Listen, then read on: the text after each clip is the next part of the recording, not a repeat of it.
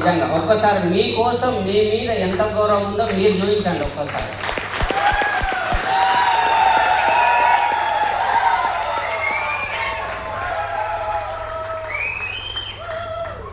మీ మీద మీకు మస్తు ప్రేమ. ఈరోజు ఎంత నవ్వుతున్నామండి, కానీ ఆ వీడియో చూడండి, బ్యాక్ సైడ్ ఎంత బాధలలో ఉంటుంది, ఎంత సిచ్యువేషన్స్ బాగాలేకుండే.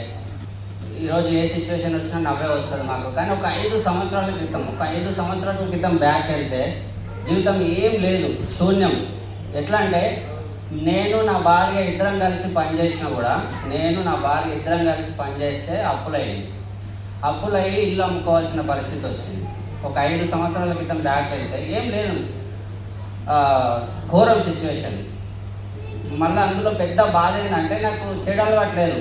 వీడు పత్తలాడి కొట్టిండు, లేకపోతే లాటరీకి పెట్టిండు, ఇట్లా లాస్ అయితే బాధ అనిపించదు. కానీ కష్టపడుకుంటూ లాస్ అయినందుకు అది పెద్ద బాధ. పాపం నా భార్య నాకంటే ఎక్కువ కష్టపడింది అనిపిస్తుంది. ఎందుకంటే ఆమె కుటుంబీషం కొడుతుండే, పిల్లల్ని రెడీ చేస్తుండే, మళ్ళీ కిరాణా షాప్ అమ్ముతుండే, పిండి గిన్నె ఇవన్నీ డబల్. నేను ఒకటే కార్ తీసుకొని వెళ్ళిపోతుంటే, టైం ఉంటే ఇంకా పిండి గిన్నె వాడుతుంది. కానీ ఆమె డబల్ పని చేస్తుంది అనిపించింది. అంత చేసినాక ఏమైందంటే మాకున్న ఒకటే ఇల్లు హైటెక్ సిటీ దగ్గర ఉంటుండే, అమ్ముకోవాల్సి వచ్చింది. ఇది 5 ఏళ్ళ క్రితం మాట చెప్తున్నాను మీకు, 5 ఏళ్ళ క్రితం మాట. ఏం లేదు, ఇల్లు అమ్ముతున్నామంటే అంతకుముందు అన్నీ అమ్మినట్టేనా లేదా? బంగారం పోయినట్టే, కార్లు పోయినట్టే, అన్నీ పోయినట్టే, కరెక్టా కాదా? అంత పోయింది. లాస్ట్కు అమ్ముతున్న ఇల్లు అంటే అన్నీ అంతకుముందుకే అన్నీ క్లియర్ అయినట్టే సార్. సో అట్లాంటి సిచ్యువేషన్ ఉండే 5 సంవత్సరాల క్రితం ఇల్లు అమ్మినాము, టాటా ఏస్లో సామాన్ వేసుకొని బయలుదేరితే నా దగ్గర అంతకుముందే ట్యాక్సీ డ్రైవర్ ఉన్నా కానీ ట్యాక్సీ అమ్మేసుకున్నాము. స్కూటీ ఉండే, తెల్ల స్కూటీ ఉండే నా దగ్గర. మేము 4 నేను, మా భార్య, మా పిల్లలు 2 బయలుదేరితే ఆ స్కూటీ మీద పట్టలేము. హోండా యాక్టివ్ మీద ఎంతమంది కూర్చుంటారు సార్? 3. మా పిల్లలు పెద్దోళ్ళు, 7వ తరగతి 5వ తరగతి చదువుతుండే నేను ఇల్లు అమ్మినప్పుడు. అప్పుడు మా కొడుకు ప్లేస్ సరిపోకపోతే టాటా ఏస్లో కూర్చోబెట్టిన. ఏ ఇంట్లో అయితే సరే ఏ సామాన్ అయితే ఇంటి సామాన్ ఆ టాటా ఏస్లో పెట్టినాం కదా, ఆ టాటా ఏసీలో పోతుంటే సన్నగా వాన కూడా వస్తుంది. ఆ రోజు టాటా ఏసీ ఆయన అంటున్నా, ఆపి కవర్ కప్పుకుందామంటే నేను జీవితం పోయింది, సామాన్లు ఉన్నాడు అన్నట్టు పోతున్నాను. మా కొడుకు ఆ టాటా ఏసీలో కూర్చున్నాడు. ఆ స్కూటీ మీద బయలుదేరుతున్నాం. ఇట్లా సాయంత్రం అయింది, ఏదైనా లారీ వచ్చి గుద్దేస్తే బాగుండు దేవుడు అని ఆలోచన చేస్తున్నాను. దాంట్లో సిచ్యువేషన్ అది, ఏదైనా లారీ ఎండకెళ్ళి వచ్చి ఒక్కటే ఉద్దేశాలు, ఒక్కటే క్షణంలో పానం పోవాలి, మొత్తం తల మీద ఎక్కాలి డైరెక్ట్ అన్నట్టు ఆలోచన చేస్తున్నాం.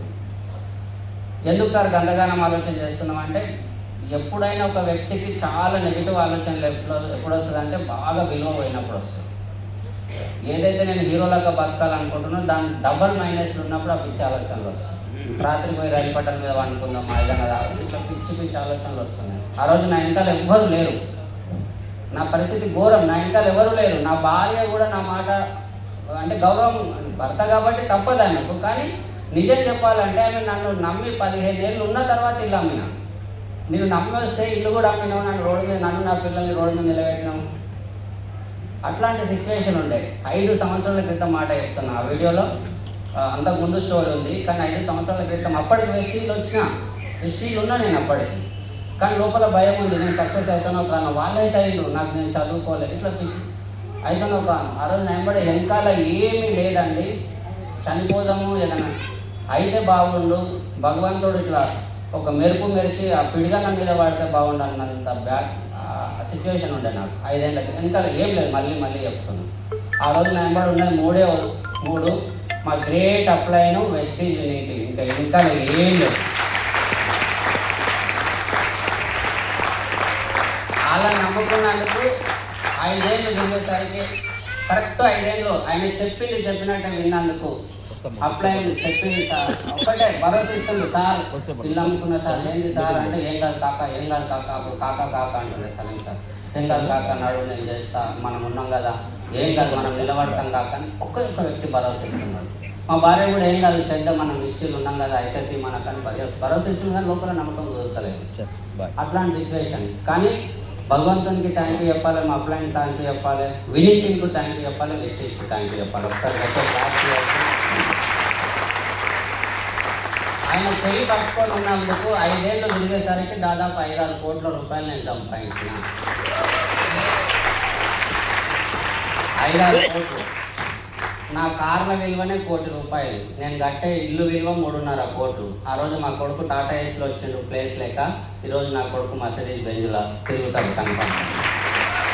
నేను ఆయన క్లియర్గా చెప్పిన, నేను నీకు ఏ బైక్ కొనియా, నా బుల్లెట్ కొనియా, BMW బైక్ కొనియా, నువ్వు బెంజ్ కార్లో ఏ కార్ అడుగు కొనిస్తా అంటే నేను జీవేగన్ అని అడిగాడు. ఆయనకు BBA చదవనికి పోతుంది. ఇప్పుడు ఆ చదువు కంప్లీట్ అయ్యే లోపల కొనిస్తాను నమ్మకం కుదిరింది వెస్టీలో. అండ్ 4-5 ఫ్లాట్స్ తీసుకున్నా, చాలా హ్యాపీగా ఉంది. నాకు ఇంకొక గర్వమైన విషయం చెప్తుంది, నాకు గర్వం అనిపిస్తుంది. నాకు మీసాలు లేవు కానీ నిమ్మకాయలు నిలబెట్టాలనిపిస్తుంది అప్పుడప్పుడు. మీసాలు తొందరగా పెంచుతాను, దాస్ గారు ట్రైనింగ్ ఇస్తాను. ఎందుకు సార్ ఆ మాట అంటే, నేను ఒక సైడ్ ఇల్లు కట్టుకుంటూ ఒక 1/2 ఎకరం ల్యాండ్ తీసుకున్న 70 లక్షల వరకు. అందుకు కన్స్ట్రక్షన్ జరుగుతుంటే ల్యాండ్ తీసుకున్నాను 1/2 ఎకరం. ఈ రోజుల్లో మీకు తెలిసిన వాళ్ళు ఎవరైనా ఉన్నారా? అమ్మిన వాళ్ళే ఉన్నారు. వెస్టీలో ఇది సాధ్యము. మేము ఈ 5 కార్లు తీసుకొని దాదాపు 16 ప్లేసులు తిరిగినాం. ఇది 17వ ప్లేసు. ఈ 17 ప్లేస్లలో కూడా నేను వెళ్ళి ఒకటే మాట చెప్తున్నా, మాకు వచ్చినాయని గర్వంతోనే చూపించడానికి మీ దగ్గరికి రావట్లేదు. మేము ఇలాంటి సిచ్యువేషన్లో ఉండి కూడా బాగుపడ్డామంటే మీరు బాగుపడవచ్చు అన్న భరోసా ఏమిటి మీ దగ్గరికి వచ్చి చెప్తున్నాను.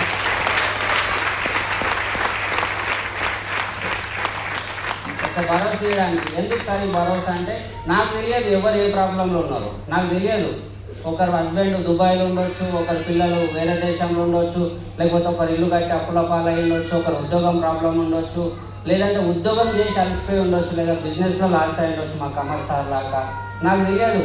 పిచ్చి ఆలోచనలు చేయకండి, మేము ఉన్నామనే భరోసా ఇస్తున్నాం. ఇక్కడ నుంచి అలాంటి వ్యక్తులు సక్సెస్ అయినప్పుడు మీరు కూడా సక్సెస్ కావచ్చు. సార్ మరి మీరు సక్సెస్ అయ్యారు, ఎట్లా బిజినెస్ చేసారు అంటే, నేను ఒకటే డిసైడ్ అయినా. ఏమని అంటే, ఇప్పుడు నాకు బాధ ఉంది, బాధ పెట్టుకొని నేను మీ దగ్గరకు వచ్చి, అన్న నేను ఇల్లు అమ్మినా, అరే బుజ్జి నేను ఇల్లు అమ్మేసిన, కారు కూడా అమ్మేసిన, అందుకే వెస్టీలో జాయిన్ అయినా. రండి, ఎంతమంది జాయిన్ అవుతారు? మనుషులకు బాధలు ఇష్టమా సంతోషాలు ఇష్టమా? సంతోషాలు. బాధలు ఇష్టమా సంతోషాలు ఇష్టమా? కదా. కాబట్టి మీకేదైనా బాధ ఉంది, నాకు బాధ ఉన్నప్పుడు నేనేం చేసిన అంటే, బాధనంతా కడుపులో పెట్టుకున్నా, నవ్వడం స్టార్ట్ చేసిన. అర్థమవుతుందా? నవ్వడం స్టార్ట్ చేసిన ఉన్న దాంట్లో చదువుకున్నా. వెస్టీజ్లో డబ్బులు అడగొద్దు, కార్డినల్ రూల్స్ మీకు తెలుసు. బయట తెచ్చుకుంటుండే అయ్యప్ప అని చెప్పేసి ఏదో ఒకటి చెప్తుంటే, కానీ నాకు పెద్ద గర్వం ఏమనిపిస్తుంది అంటే, ఎక్కడ మాట ఒడగొట్టుకోలేదు. మనిషి అంటే మాట అంటే, నా పేరేది శ్రీనివాస్ అంటే మాట మనిషిరాని గుర్తురావు. కరెక్టా కదా? వెస్టీజ్ అట్లా ఈజీగా సక్సెస్ అవుతారు. మాట ఒడగొట్టుకోకుండా నేను అప్పులు చేస్తుంటే, అండ్ అప్పులు చేసి ఉన్నదాంట్లో కొంచెం చిన్నగా పెట్టుకొని అడ్జస్ట్ చేసుకుంటుంటే, ఒక ₹100 ఉన్నాయంటే ఫుల్ మీల్స్ తింటే అయిపోతుంది. కరెక్టా కాదు? కానీ నేనేం చేస్తుంటే అంటే, 2 సమోసాలు తిని ఒక ఛాయ్ తాగి ₹70 పెట్రోల్ పోసుకొని బిజినెస్ చేసిన కాబట్టి ఈరోజు 5-6 కోట్లు కట్టాను.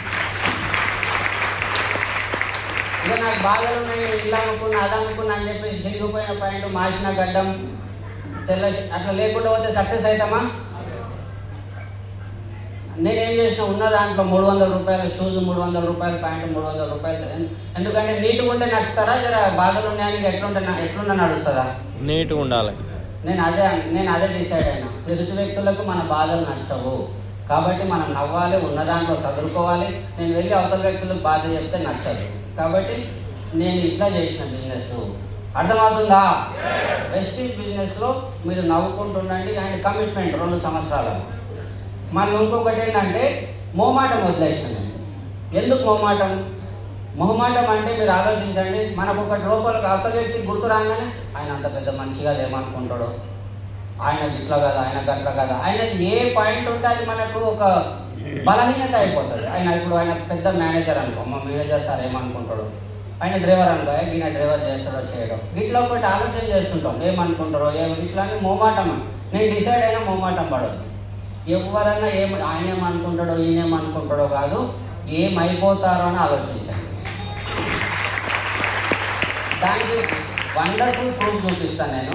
మన గ్రేట్ అప్లయన్స్ సలీం సార్ ఉన్నారు, ఆయన వచ్చి నాకు చెప్పిండు, ఆయన ఇది కూడా ఆలోచన చేయొచ్చు కదా. అరే శ్రీనివాస్కి ఉంది, హైటెక్ సిటీలు ఇల్లు ఉంది, పెళ్లిగిల్లు ఉంది, కిరాణా షాప్ ఉంది, మంచిగా ఉన్నాడే ఎందుకు ఏమనుకుంటాడో అని అంటే నేను బాగుపడుతుంటేనా ఈరోజు బెంజకారు అంటుండేనా? ఆయన ఏమైపోతాడో అన్నందుకే కదా ఈరోజు 5-6 కోట్ల రూపాయలు సంపాదించి. అర్థమవుతుందా? ఏమనుకుంటారో కాదు, ఏమనుకుంటారో కాదు,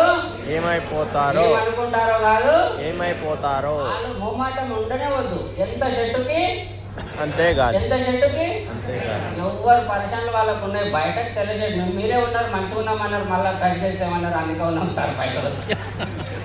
అర్థమవుతుందా? ఆయన ఇంకొకటి కూడా డిసైడ్ అయినా, బయట ప్రపంచంలో ఒక పోలీస్ కావాలంటే పలానా డిగ్రీ ఉండాలి, సాఫ్ట్వేర్ కావాలంటే పలానా డిగ్రీ ఉండాలి, ప్రతిదానికి ఒక డిగ్రీ ఉండాలి. కరెక్టా కాదు? SR no? ఆ డిగ్రీ వచ్చిన తర్వాత కూడా జాబ్ రాని వాళ్ళు చాలా మంది ఉన్నారు. ప్రైవేట్లో చేసిన వాళ్ళు కసితో చదివి ప్రైవేట్లో చేశారు. పాపం రిటైర్డ్ అయిన వాళ్ళ గురించి. కానీ నాకు వెస్టీజ్ ఏముంటుంది? నాకు కనబడేటోళ్ళంతా పనులు ఉంటారు. మీకు కనబడేటోళ్ళు మీరు రోగుతారా? స్నానం చేస్తారా? అదే నాకు కూడా కలిసేటోళ్ళంతా పనులు ఉంటారు, స్నానం చేస్తారు. డిఫరెంట్ ఏంటంటే వాళ్ళకి పైసలు రావు, నాకు పైసలు వస్తాయి. వాళ్ళు అడుగుతారు ఎట్లా అంటారు, కూర్చో చెప్తా. అర్థమవుతుందా? ప్రపంచంలో అతి ఈజీ బిజినెస్ అనిపిస్తుంది. దీంట్లో easy plan, product, meeting. Plan చెప్పినామా, డ్రీమ్ ఎక్సర్సైజ్ చేసినాం, ప్లాన్ చెప్పినాం, కొంచెం ప్రోడక్ట్ ఇచ్చినాం, మీటింగ్ చేసినాం. Plan, product, meeting. ఎవరు కనబడ్డే చెప్పవచ్చు, మనిషి అయితే కాదు. అర్థమవుతుందా? నాకన్నా మాట్లాడుతున్నట్టే ఆయన మనిషే. మరి ఎందుకన్నా అర్థం చేస్తాను. నాకు ఇంత ఈజీ అనిపిస్తుంది. బిజినెస్ డిపెండ్ అయితే లాస్ అవుతాం, కానీ ఇండిపెండెంట్గా ఆయన వస్తే రాని, రాకపోతే రాకపోయినా ఆయన కర్మ అని చెప్తూనే ఉంటాను నేను. ఆయన కర్మ బెంజకాలు తిరిగేది ఉంటే నా తాను ఉంటాడు. ఆయన కర్మ షాయం మీదే ఉందంటే ఆయన కర్మ చెప్పనేది ఇక వాళ్ళ బయటకు వెళ్ళి మాట్లాడు. అర్థమవుతుందా?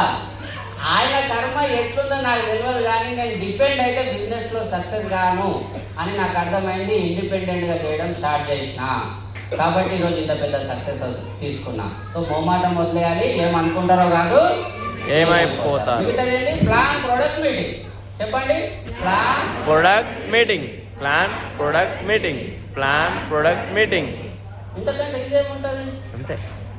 అర్థమవుతుందా? చాలా ఈజీ బిజినెస్. ఇంకొకటి మేము ఒక డిసిషన్ తీసుకున్నాము.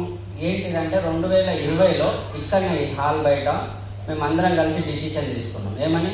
2025 కంతా మన హైదరాబాద్లో 100 నుంచి 200 కార్లు రావాలి. నేను సలీం సార్ ముందర ఉన్న వాళ్ళంతా 2025 కంతా ఖచ్చితంగా ఒక 100-200 కార్లు రావాలి, ఒక 10 మంది డివిసిడీలు కావాలి, 5 లక్షలు 2 లక్షలు సంపాదించాలి. ఇట్లాంటి డిసిషన్ తీసుకున్నాం. అప్పుడు నాకు 20-30 వేలే వస్తున్నాయి. కానీ గుంపులు ఉన్నా కదా, చదువు మీరు అన్నట్టే ఉన్న డిసిషన్ తీసుకున్నాం. కానీ భగవంతుడు ఆ టైంలో ఎట్లా ఆలోచన చేసినామో మాకు తెలియదు, కానీ మేము ఆలోచన చేసినాం కాబట్టి మేము ఆలోచన చేసిన దానికంటే డబల్ అయింది. మేము 100 కార్లు అనుకుంటే 500 కార్లు వచ్చినాయి. మేము 10 మంది డివిజన్లు అంటే 22 మంది డివిజన్లు అయినాం. మేము 1-2 లగ్జరీ కార్లు అనుకుంటే 7 లగ్జరీ కార్లు వచ్చినాయి. మేము అనుకున్న దానికంటే ఫారెన్ టూర్స్ అనుకున్నాం, ఫారెన్ టూర్స్ అయినాయి. ఇళ్ళు అనుకున్నాం, ఎంతోమంది ఫ్రంట్ రోడ్ ఉన్న ఆల్మోస్ట్ అందరి ఇళ్ళు అయిపోయినాయి, కొత్తలు కాదు పాతలు. సో ఇంత మేము అనుకున్నాయని జరిగింది. నేను అక్కడ వీడియోలో కూడా చూడండి, నేను బెంజ్ కార్ కొంటా అని చెప్పాను. సలీం సార్ కూడా చెప్పాను, మేము కొన్ని రోజుల్లో బెంజ్ కార్ కొంటామని. కొన్నామా లేదా? అది రాకముందు మళ్ళీ ఈరోజు అన్నీ వచ్చినాక మేము మళ్ళీ ఒక డిసిషన్ తీసుకుంటున్నాం. ఈ డిసిషన్ మీకోసమే.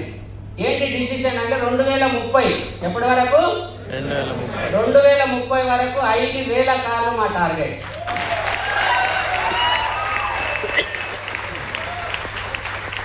ఆ 5,000 మందిలో మీరు ఉన్నారా? నిజంగా ఉన్నారా? ఆలోచించుకోండి. ఇదే కాదు, ఇంకొక లడ్డు కావాలన్నట్టు ఇంకో మాట చెప్తాను.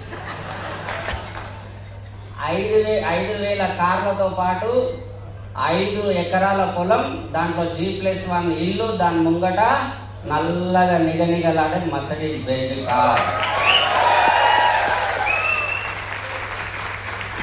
మా తాన నడవడానికి సిద్ధమా? Yes. నిజంగా సిద్ధమా? Yes. చిన్న చిన్న అవమానాలు పడడానికి సిద్ధమా? Yes. ఎక్కువ కష్టపడడానికి సిద్ధమా? Yes. ఆలోచించుకోండి. చెయ్యి పట్టుకొని వద్దకండి. ఒక 2-3 ఏళ్ళు జీవితం మారిపోతుంది. నేను మళ్ళీ చెప్తున్నా, 4 ఏళ్ళు మేము 5 ఏళ్ల క్రితం చెప్పినట్టే చేసినాం. ఇప్పుడు మేము ఒక్కరిద్దరం కానీ అప్పుడు కొంతమందిని డిసిషన్ తీసుకున్నాం. ఈరోజు ఇంకా ఎక్కువ మందిని కలిసి డిసిషన్ తీసుకుంటున్నాం. ఈరోజు మేము నల్గొండ వెళ్ళినాం, సూర్యాపేట వెళ్ళినాం, విజయవాడ వెళ్ళినాం, కర్నూలు వెళ్ళినాం. ఇంత పెద్ద బిజినెస్ నిలబెడుతున్నాం. దాంట్లో మీరు ఉన్నారా లేదో చెక్ చేసుకోండి. మళ్ళీ చెప్తున్నా, ఏది ఏమన్నా కానీ నేను సీనా నెంబర్ పోతా, సావమన్నా దస్తా, బతుకుమన్నా బతుకుతాంటే నీ బెంజికారు వచ్చినట్టుగా. ఈ సీనాన్ని ఎవరు అనుకున్నారా? నేను హలో ఆయన మళ్ళీ ఎవరు అనుకున్నాను. నేను ఎక్స్ట్రా పైసలు ఏమవుతా అదే 100. ఎంత సార్ టికెట్? సీనాతో పాటు మీ అప్లైన్ నాకు ఫోన్ చేశారు అందరు. మీ అప్లైన్ అంటే ఎవరో కాదు, ఈరోజు మిమ్మల్ని పిలిచారు కదా, ఆయన అప్లైన్. ఆయన కోసం ఒకసారి గట్టిగా క్లాస్ చేయాలి.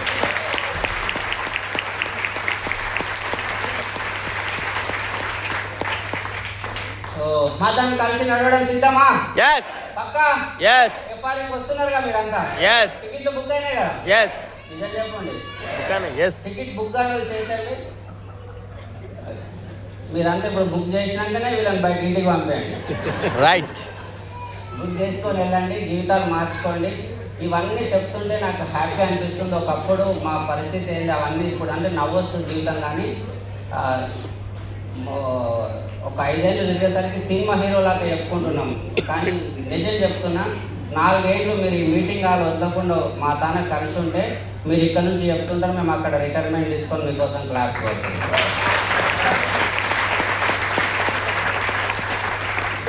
సార్ ఎంత నమ్మకం కుదరడానికి మీకు ఎట్లా నమ్మకం కుదిరింది సలీం సార్ మీద అని మీకు ఒకటి అనిపించవచ్చు.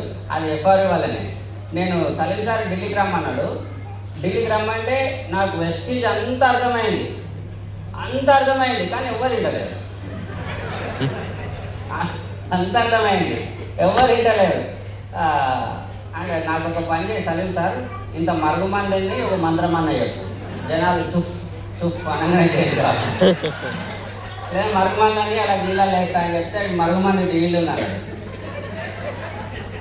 నేను పోయి తెచ్చిన అందుకే 18 లక్షలు వస్తుంది. రేపు 9, 10, 11 చేప మంది దాకా మంచుతున్నారు రండి.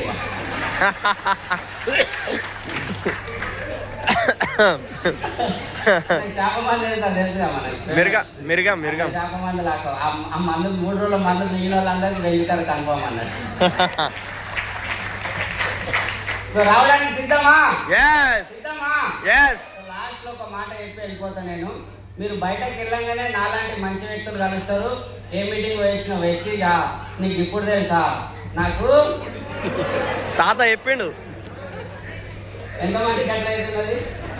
అయ్యో పాపం, ఎంతకంటే మంచి పాపం. ఏం చెప్తున్నారు మరి అమ్మా? 2.0 2.2x. మీకు ఇన్ని రోజుల ముందు తెలుసు కదా, ఇన్ని రోజుల నుంచి నీ జీవితం ఏం మారింది. మరి మేమైతే నిన్న 5 బెంచులు తీసి వచ్చినాము, వాళ్ళు డిసిషన్ తీసుకున్నారు, వాళ్ళతో పాటు నడుస్తాము. ఇన్ని రోజులు టైం వేస్ట్ చేసుకున్నారు, ఇప్పుడు కూడా టైం వేస్ట్ చేసుకుంటారా? ఇప్పుడన్నా కలిసి నడుస్తారా అని అడగండి. చెప్పొచ్చా? ఇంకొక విషయం, వాళ్ళే అంటారు, అరే వెస్టీలకి వెళ్ళి వాళ్ళు వెళ్ళిపోతురంట, వీళ్ళు వెళ్ళిపోతురన్న అని అంటారు. వాళ్ళని ఉల్టా అడగండి. మీరు అంతా ఒకతోనే చిట్టేసారు, ఆ చిట్టైనా గాయపోయింది. ఎవరు దొంగ? చిట్టైనా కదా, నేను కాదుగా. అవును. ఇప్పుడు ఒక మాట అనుకుందాము, వెస్టీజ్ ఇన్నే ఉంది, మేము అంతా ఇన్నే ఉన్నాం, బెంజికార్లు అన్నీ ఇన్నే ఉన్నాయి, కంపెనీ 21 సంవత్సరాల నుంచి నడుస్తుంది, మాకు ఇంత ఇన్కమ్ వస్తుందని చెప్తున్నాము. వాళ్ళు కనబడట్లేదు. ఇప్పుడు ఎవరు దొంగ? పోయిన వాళ్ళు దొంగలు. మీరు జాగ్రత్తగా అంటే ఏమంటారు? పోయిన వాళ్ళు దొంగలు. ఆ విషయం వాళ్ళకి చెప్పండి. అన్న కంపెనీనే ఉంది కానీ జరా ఇగో, కొందరికి ఇగో వచ్చింది, నా వల్లనే వెస్టీజ్ నడుస్తుంది, నేను చేస్తేనే 1,00,000 వచ్చింది అని చెప్పేసి ఇట్లా శనిదేవుడు జర నాట్యం చేస్తుండు, మళ్ళీ వస్తారు. అర్థమవుతుందా? కాబట్టి వాళ్ళకి ఇదే చెప్పండి, ఏం కాలేనా వాళ్ళకు వస్తారు, మంచి కంపెనీ చేద్దామని చెప్పండి. ఓకేనా? కలుద్దాం ఎఫ్ఆర్ఈలో. పక్కా? నిజంగా? దాస్ సార్ ప్రమాణం చేసిండా? ఇప్పుడు దాసా ప్రమాణం చేస్తే ప్రమాణం తీరగొట్టకండి. మనం కలుద్దాం పెప్పాదిలో. Thank you.